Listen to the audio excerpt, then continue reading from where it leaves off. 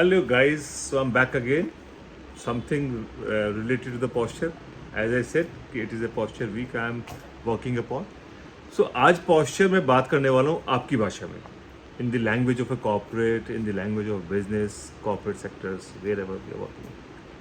So आपकी corporate sector में एक बड़ा common word आप सुनते हैं, daily उस पर work भी करते हैं. That is KPIs. That is basically a key performance indicators. Right?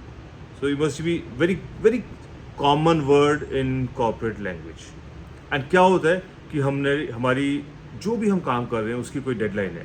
सो हमारी डेडलाइन मीट हो रही है या मिस हो रही है, हमारी सेल्स कितनी क्लोज हुई है, नहीं क्लोज हुई है, या हमारे प्रोजेक्ट्स डिलीवर्ड हैं, पार्शियली डिलीवर्ड हैं, कंप्लीटली डिलीवर्ड हैं.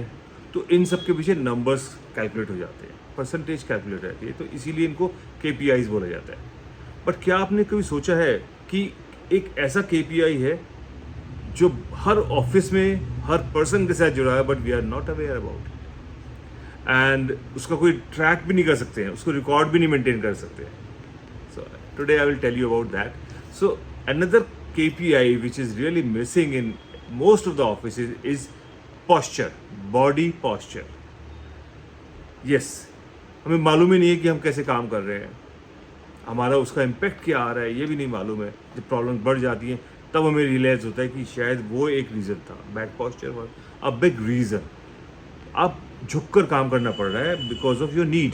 आप झुककर काम, आप स्लाउच पोजीशन में, तो आपकी लंग कैपेसिटी घटनी शुरू हो जाती है.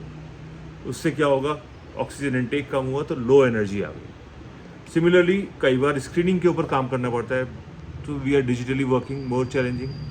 So the head posture is there, forward head posture, which is also creating eye strain, cervical spondylitis, neck pain, ultimately leading to more stress, leading to reduced productivity of yourself.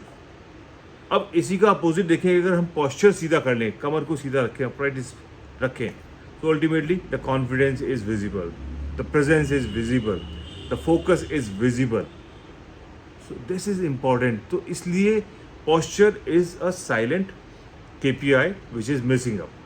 हम सारी चीज़ें major कर लेते हैं, but what about posture, वो हम major नहीं कर पा रहे.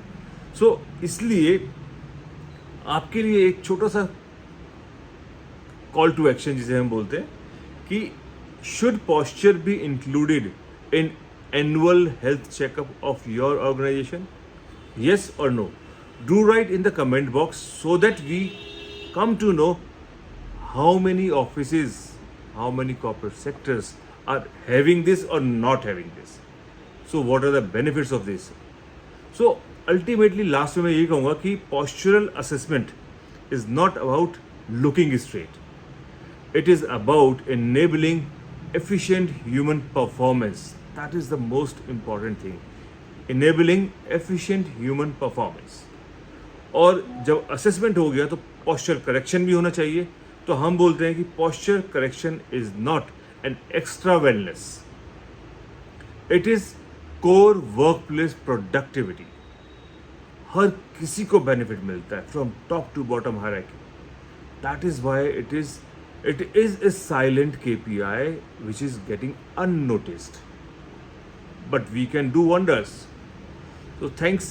Do write your comments in the form of yes or no in the comment box so that I may be helpful to you guys.